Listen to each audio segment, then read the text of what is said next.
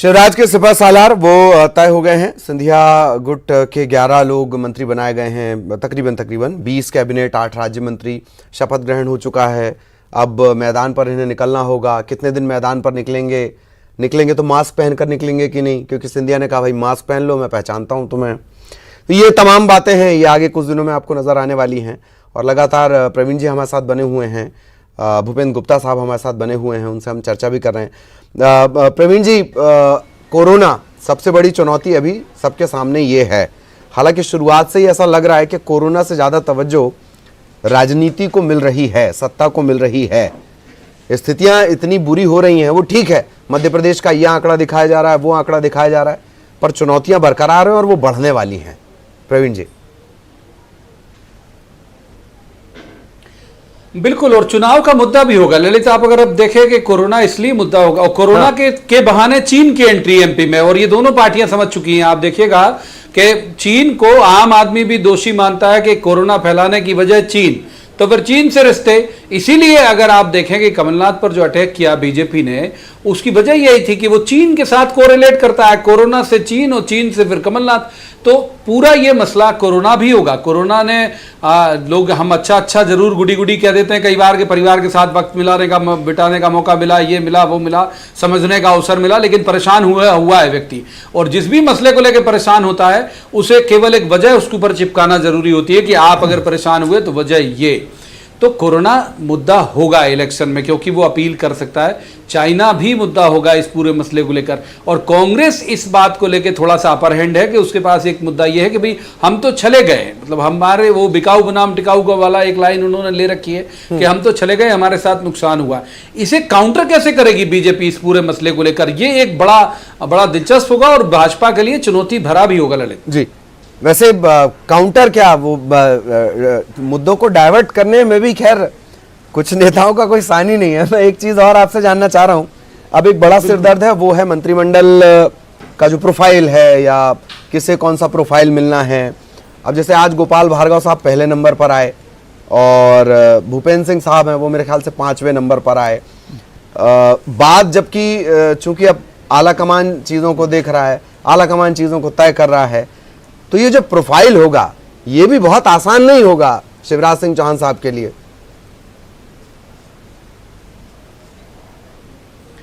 जी हाँ, बिल्कुल सही बात है। और सबसे झगड़ा तो पोर्टफोलियो का ही होता है। अभी ये कहा गया था, जो हमारे सोर्सेज से वो बता रहे थे कि सिंधिया जी पोर्टफोलियो भी तय करेंगे, मतलब उन्होंने पहले ही तय कर दिया है, बल्कि इनफैक्ट कि उनके लोग क्या देखेंगे, क्या होगा। तो अब जैसे 2 महत्वपूर्ण विभाग है, नरोत्तम मिश्रा के पास है, होम डिपार्टमेंट उनके पास है, हेल्थ है, और दोनों इस समय सबसे संवेदनशील डिपार्टमेंट है। कोरोना के चलते हेल्थ भी है, तो अब या तो हेल्थ उनसे लिया जाए, या फिर भूपेंद्र सिंह आ गए, पिछली बार होम मिनिस्टर थे। तो क्या पूरा गुणा भाग होगा और कैसे होगा, तो इसमें दखलंदाजी मुझे लगता है कि कांग्रेस के वक्त भी हुआ था। सिंधिया जी पोर्टफोलियो को लेके भी झगड़ा कर लेते हैं। पिछले बार भी उन्होंने वो होम मिनिस्टर चाह रहे थे अपना, और कमलनाथ बाला बच्चन को होम मिनिस्टर बनाना चाह रहे थे, जो बाद में बने भी।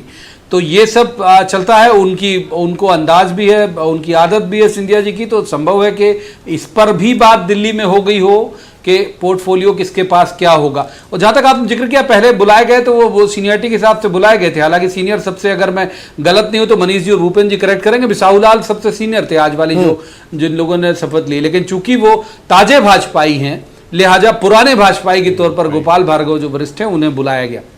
जी जी, ये भी फैक्टर है, ये भी ध्यान रखना पड़ता है, कौन ताज़ा है कौन पुराना है, जिसके तजुर्बे का लाभ लेना।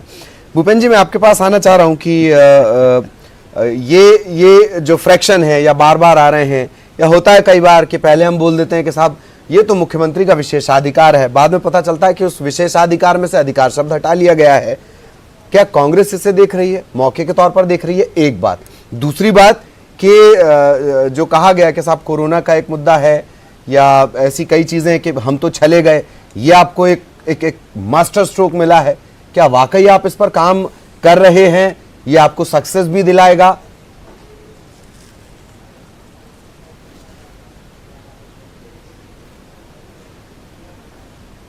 देखिए, जो है 2-3 चीज़ें हैं। आपने जिस हाँ प्लीज आप बोलें सर। हाँ, जो 2-3 चीज़ें हैं। जो पहली बात आपने कही कि यहाँ पर कैबिनेट का गठन हो गया, सब चीज़ें हो गई। अब मंत्रिमंडल के जो बंटवारे होंगे, विभागों के बंटवारे होंगे, वो भी प्रश्न सामने आएगा। उससे जो चीज़ें सामने आएंगी वो भी आपको दिखाई पड़ेंगी जी। और जो सबसे बड़ी बात सामने आई है कि ये पहली कैबिनेट जो है हिंदुस्तान की है, भारत के इतिहास में पहले मुख्यमंत्री हैं शिवराज सिंह जी, जिन्हें अपनी कैबिनेट बनाने के लिए इतना बार बार जो है आना जाना, अपमानित होना पड़ा। ऐसा अभी तक कभी नहीं हुआ है कि लोग जो है मुख्यमंत्री का अगर ये विशेषाधिकार है तो इसमें से विशेष तो हट गया है, और ये विशेष लोगों को दिखाई भी पड़ा है कि हट गया है, और इसीलिए उन्हें कहना पड़ा बड़े दुख के साथ कि मैं गरल में पी लूँगा। और उनने पिया कि नहीं मुझे नहीं मालूम है, लेकिन ये स्पष्ट है कि उनका जो विशेष और अधिकार जो है ये छिन्न भिन्न हो गई, दोनों चीज़ें। दूसरी चीज़ आपने कोरोना की कही, तो निश्चित रूप से कोरोना को ना तो उन्होंने उस दिन गंभीरता से लिया इस सरकार ने जिस दिन ये सरकार बनाना चाह रहे थे। तब कोरोना के लिए जब चार राज्यों की सरकारों ने अपने जो है विधानसभा को स्थगित कर दिया था, तब मध्य प्रदेश में इसका विरोध किया गया, संवैधानिक संस्थाओं का उपयोग किया गया इसको रोकने के लिए, और जो है कि उसकी हंसी उड़ाई गई, खिल्ली उड़ाई गई कोरोना की। आज कोरोना जो है मध्य भारत के 15-20 हज़ार लोगों को आज जो है आज हम देख रहे हैं कि किस तरह से लगातार मौतें हो रही हैं। मध्य प्रदेश में भी 500 के आसपास हम पहुंच रहे हैं। हालांकि मध्य प्रदेश के रिकवरी रेट को लेकर मध्य प्रदेश का रिकवरी रेट बाकी जगहों से बेहतर है। देखिए, ये एक तो आंकड़ेबाजी है, और ये सब जानते हैं कि मध्य प्रदेश में स्टैटिस्टिक्स पर जिस तरीके से काम लगातार होता रहा है, ये खेतों में उगते हैं यहाँ पर आंकड़े। जब टेस्ट ही नहीं हो रहे हैं, टेस्ट को घटाया जा रहा है लगातार, वो भी आंकड़े उपस्थित हैं। आप जो है सरकार का आंकड़ा उठा लें, 444 इन्होंने DDDC बनाए हुए हैं, उनमें से एक में भी जो है वेंटिलेटर नहीं है। तो सरकार ने इन 4 महीनों में क्या किया है, 4 महीनों में तैयारी क्या की आपने? आपको ये 4 महीने का अवसर मिला कोरोना काल का, इसलिए कि आप जो है तैयारी करें, चिकित्सा की सुविधाओं को ठीक करें, जो 15 साल में आप बर्बादी छोड़ गए थे उनको दुरुस्त करें। और ये सरकार खुद ही बता रही है, ये आज प्राइवेट और जो है सरकारी दोनों मिलाकर ये स्थिति नहीं है कि अगर दुर्भाग्य से कोई क्राइसिस आ जाए, जैसा कि दुनिया के लोग और वैज्ञानिक बता रहे हैं, तो हम उनको जो है ऑक्सीजन भी दे पाएंगे, उन्हें सांसें भी दे पाएंगे। ये जो परिस्थिति इनको गंवाया है, आप राजनीति करते रहे इस पूरे दौरान में, आपने जनता की फिक्र नहीं की, आप जो घोषणाएं करते रहे, आप जो वो सारी जो चीज़ें हैं वो प्रकट में हैं और जनता देख रही। कितना बड़ा विस्थापन हुआ है ये इस देश के अंदर, आप देख करोड़ों लोगों का, कैसे लोग सड़कों पर मारे गए हैं, कैसे बच्चे अनाथ हो गए हैं। ये जो है ये हिंदुस्तान भूल पाएगा क्या? ये भारत भूल नहीं सकता है, और ये तस्वीर इन्हें, इसका जवाब इन्हें देना पड़ेगा। ये कितनी भी जो है ये ड्रामेबाजी हो, कितना भी जो है सोशल मीडिया, कितना भी जो है पब्लिसिटी, लेकिन सवाल हमेशा खड़ा रहेगा। जिसके घर से कोई जो है अनाथ हो गए, जो बच्चे जिनके घर से मौतें हुई हैं, जिनके घर से जो सड़क चलते जो मारे गए हैं, उनके सवाल हमेशा खड़े रहेंगे कि साहब ये क्यों हुआ, कैसे हुआ और हमारा क्या दोष था। ये सरकार को जवाब देना पड़ेगा। ये चीज़ें अभी आएंगी सामने और आ रही हैं, जनता के मन में ये कसमस आ रही हैं चीज़ें। हम तो उन्हें महसूस करते हैं, हम गए हैं, हमने लोगों के बीच में चर्चा की है। कहाँ से आप मणिपुर के लोग मध्य प्रदेश से जो है माइग्रेट होकर भागते हुए जा रहे हैं सड़कों पर, कहाँ पर जो है समस्तीपुर के लिए लोग, हम तो जब हमने नेकी की रोटी अभियान चलाया तो हमारे लोगों से मिलना हुआ, नागालैंड के लोग। आप कल्पना कीजिए कि 2-3 हज़ार किलोमीटर का विस्थापन, पैदल यात्राएं, ये क्या जीवन भर ना भूलने वाली कहानियां हैं ये, और इन कहानियों का जवाब किसी को तो देना होगा। जी जी, जीवन भर ना भूलने वाली कहानी है ये बात सही है कि इस कोरोना के चलते कई ऐसी तस्वीरें सामने आई जो शायद एक इतिहास के पन्ने पर वो हमेशा के लिए अंकित हो जाएंगी। एक चीज़ प्रवीण जी, मैं वापस उपचुनाव पे आना चाह रहा हूँ। ये मंत्रिमंडल हो गया, प्रोफाइल का डिस्ट्रीब्यूशन हो जाएगा। एक बीच में ये खबर भी आई, इस तरीके की बात भी आई कि या एक आरोप भी था कि भाई वो राज्यसभा के बाद केंद्रीय मंत्री बनाए जाएंगे सिंधिया साहब, और फिर यही उनमें डील हुई है, ये आरोप भी लगाए गए थे। क्या ये हो सकता है कि ऐसा भी कुछ नजर आए कि बतौर केंद्रीय मंत्री उन्हें कोई जिम्मेदारी दे दी जाए तो उनका वजन बढ़ जाए? हालांकि अभी भी वजन बढ़ा ही हुआ है, पर और बढ़ जाए ग्वालियर चंबल की सीटों को लेकर, क्योंकि बार बार ग्वालियर चंबल के जो सर्वे निकल कर सामने आए उसमें सिंधिया के समर्थक जो कुछ चेहरे हैं उनकी स्थिति कमजोर आई नजर। इसके अलावा एक और रिसर्च ये भी कहती है कि पिछले बार का जो वोट परसेंटेज का मार्जिन है, अगर उसे समझकर सही हिट किया जाए तो नुकसान हो सकता है सिंधिया समर्थकों को। जी प्रवीण जी। बिल्कुल, ये सर्वे तो बीजेपी का ही कराया हुआ है। मतलब ये सर्वे किसी आउटसाइड एजेंसी का कराया हुआ नहीं है, बीजेपी का कराया हुआ सर्वे। और अगर मैं गलत नहीं हूं तो 14 के आसपास, मुझे मेरी बीजेपी की सोर्सेज से ही बात हो रही है, 14 के आसपास लोग ऐसे हैं इनके लोगों में से जो कमजोर बताए गए। जो आप मंत्री का जिक्र कर रहे हैं तो मंत्री तो वो केंद्र मंत्री बनेंगे। बड़ी चुनौती जो है, बड़ी चुनौती वो है बहुत सारे इलाके। महेंद्र सिंह कंसाना का ही हम अगर उदाहरण ले लें, इन्हें कैसे बचा पाएंगे रुस्तम सिंह के लोग। अव्वल तो सिंधिया को ही कैसे नरेंद्र सिंह तोमर साथ में आते हुए, गले मिलते हुए, तस्वीरें बड़ी अच्छी लगती हैं। ये कैसे ग्राह्यता इनकी होगी, ये देखने वाली बात होगी। प्रभात झा वहां पर अगर आप देखें, जयभान सिंह पवैया, जिनके अब जयभान सिंह पवैया मुन्ना लाल गोयल या प्रद्युम्न सिंह तोमर के लिए वहां प्रचार करने जाएंगे क्या? मतलब मन से हो सकता है दिखे तस्वीरों में। तो कितने पेच अभी बाकी हैं। अभी आप प्रभुराम चौधरी के लिए क्या, गौरी शंकर सेजवार का परिवार वहां प्रचार करने जाएगा? मतलब ये बहुत ये सहज गले उतरने वाली चीजें ये सब है नहीं। तो चुनाव जब आएगा तो बड़ी चुनौती सिंधिया के लिए होगी उस इलाके को साधने के अलावा। और कांग्रेस उसको माइलेज की तरह ले रही है। अक्सर मैं देखता हूं कमलनाथ समेत सभी बड़े नेता इस बात को उच्चारित करते हैं सस्वर कि अगर इतने बड़े नेता थे तो लोकसभा क्यों नहीं जीत गए। तो ये लाइन भी उनके पास होगी कि जिताना सिंधिया। अभी तो ये मान के चलिए, मैं बिल्कुल सहमत हूं मनीष जी की बात से कि बहू की एंट्री हुई है। बहू कितना अच्छा पकाती है, कितना अच्छा परिवार को लेकर चलती है, ये तो आने वाले वक्त में पता चलेगा। तो अभी तो एंट्री तो बहुत अच्छी हुई, स्वागत के साथ हुई, बंधनवार लगे हुए केले के पत्ते के।